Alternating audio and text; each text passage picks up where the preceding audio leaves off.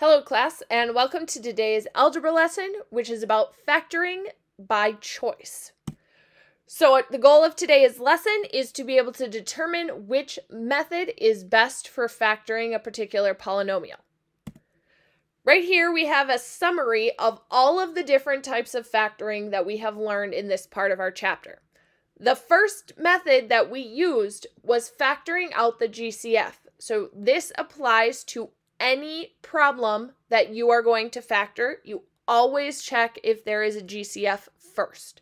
So step one for every single problem, no matter what, is checking if there is a GCF. After you have checked for the GCF, then you want to pay attention to the number of terms in the problem. If there are two terms, the only method that we have is the difference of squares. So subtracting two perfect squares, looking to take those square roots.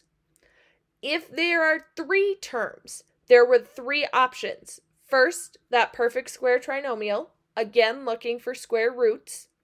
Second and third is our box method, and then deciding whether there is a leading coefficient or not. The last method was factor by grouping, and that occurs if there are four terms. So what I'm going to do here is I'm going to go through an example for each of these, and then you will be able to kind of recognize when you use these different methods. I also want to note that some problems are going to require you to use multiple factor techniques. So you might have to factor out a GCF first and then use the grouping method, or you might factor and then use a difference of squares, or you might have to use the difference of squares twice. So we're going to start by looking at the problem 12a to the fourth minus 16a squared plus 24a. Again, step one for every problem is going to be, is there a GCF? As we look across this problem, you'll note that all of these are divisible by 4, and they all contain the letter A. So I'm going to divide everything by 4a, giving me the trinomial now, 4a times 3a to the third minus 16a plus 6. When I look now, so I've done a GCF, then I have three terms that I have for my trinomial here. I cannot take a square root of this first one, so it is not a perfect square trinomial. I've got a leading coefficient, so I'm going to multiply, and I'm going to do 3 times 6 to give me 18. So I've got factors of 1 and 18, 2 and 9, 3 and 6. None of those factors can get me to a negative 16. So that means the only thing that I can do to factor this particular polynomial is to take out a factor of 4a. In this next one, once again, I want to check if there is a GCF. There is no number that can divide 121 and 36. Now, since I have two terms, so I'm using a binomial, the only thing I can check for is difference of squares. So I can take the square root of the first term, which gives me 11n, and I can take the square root of the second term, which gives me 6. So my factored format is going to be 11n minus 6, and then 11n plus 6.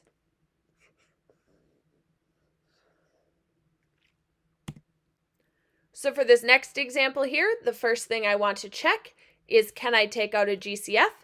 In this case, all of them can be divided by a factor of 4. So when I do 196 divided by 4, I'm going to get 49x squared. When I do 56 divided by 4, I'm going to have a negative 14x, and 4 divided by 4 is going to give me 1. Now I'm in a trinomial, so the next thing I want to check for is perfect squares. I can take the square root of 49x, which gives me 7x. I can take the square root of 1, which gives me 1. Then that third check on my perfect square trinomial is to multiply my two factors, giving me 7x. And I check to double that, which is 14x. That does match my middle term. So then my factored form for this problem is going to be 4, the number I divided by, and then 7x subtracting, because I have my negative in the middle, 1 to the second power. You could also write it with both factors written out, so 7x minus 1, and then 7x minus 1 again.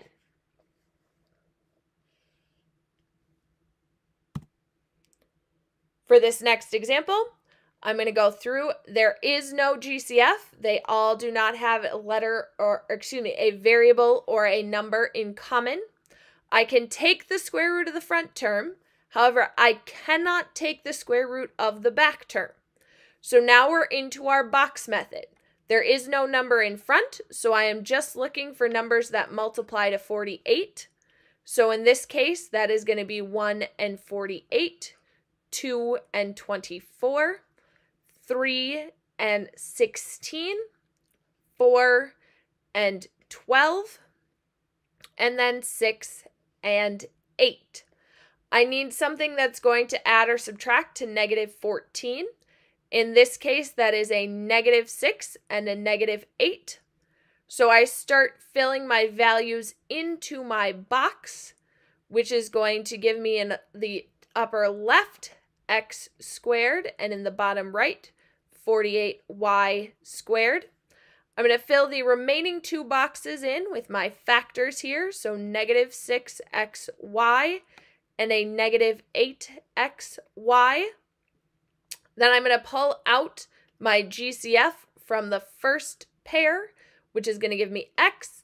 To get from x to x squared, I need another x. To get from x to negative 6xy, I need a negative 6y. To get from x to negative 8xy or negative 6y to positive 48y squared, I need a negative 8y. So my two factors are then x minus 6y and x minus 8y.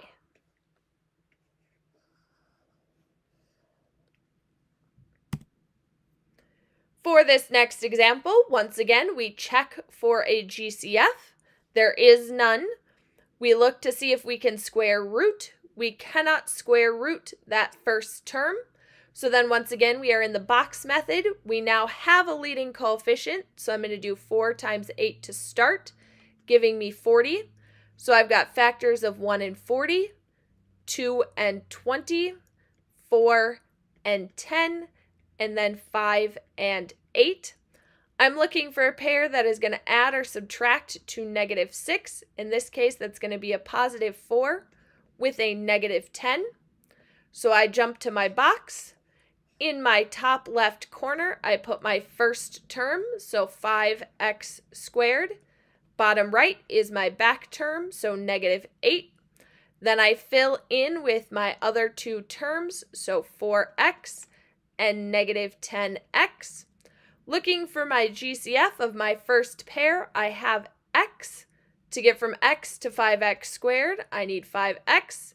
To get from x to 4x, I need 4.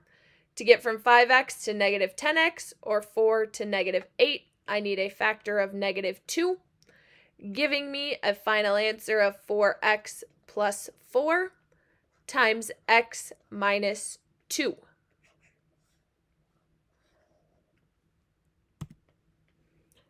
Looking at this one, once again, there is no GCF to start. We have two terms. It is a binomial, so I look for square roots. The square root of y to the fourth is y to the second. The square root of 81 is 9. So I've got 9y squared minus 9 and y squared plus 9. This is where we are going to have to once again use a second factor method. Right here in this first term, I once again can take the square root. So y, and in this case, 3. I cannot square root this second factor because it is a plus instead of a subtraction in between my two terms. So now this front factor simplifies down to y minus 3, y plus 3, and my second factor remains as y squared plus 9. So this particular problem ends up having 3 different factors. In this example, once again, I want to check if there is a GCF to start. In this case, we can divide everything by 7x. So when I divide all of these pieces by 7x, that factor of 7x comes to the front. And then I'm going to have 9x squared minus 24x plus 7. I can square root the first term, but I cannot square root the last term.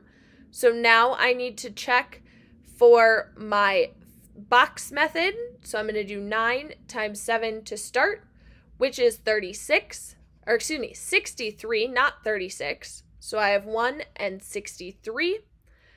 2 does not work as a factor, so I have 3 and 21. And then my last factor pair is 7 and 9. I am looking to get to negative 24, which in this case I can do by a positive 3 and a negative 21. So I jump into my box method, and I've got 9x squared as my first factor term and 7 as the last. And then I'm going to go ahead and plug in a 3x and a negative 21x into the box. We are now looking for the GCF of the first pair, which is 3x. To get from 3x to 9x squared, I need a 3x. To get from 3x to 3x, I multiply by 1. So to get from 3x to negative 21x, or from 1 to positive 7, I would need a factor of negative 7 for the first one and a factor of positive 7 for the second one. So what this means is we cannot actually simplify this any further, meaning that just dividing by 7x, so taking out our GCF factor, is the only factor that we have for this problem. For this final example, we look across. There is no GCF here. We've got 4 terms, so we are going to factor by grouping. So I'm going to cut this in half and look at the GCF of just the first 2. So when I have 28x to the third minus 20x squared, I can take out 4x squared from both of these. And then I end up with a factor of 7x minus 5. When I come to the second one, I've got negative 63x and a positive 45. I can take a negative 9 out of both of those, giving me 7x minus 5. So when I put my 2 factors back together, my first factor is 7x minus 5. And my second factor is 4x squared minus 9x. Now, because this second factor, we can take both square roots and it is subtraction, I need to continue to factor this, which is going to give me 2x and 3 for those square roots. So my final answer for this problem is going to be 7x minus 5 times 2x minus 3 times 2x plus 3. If you have questions about this or anything else from the lesson, please feel free to reach out and let me know.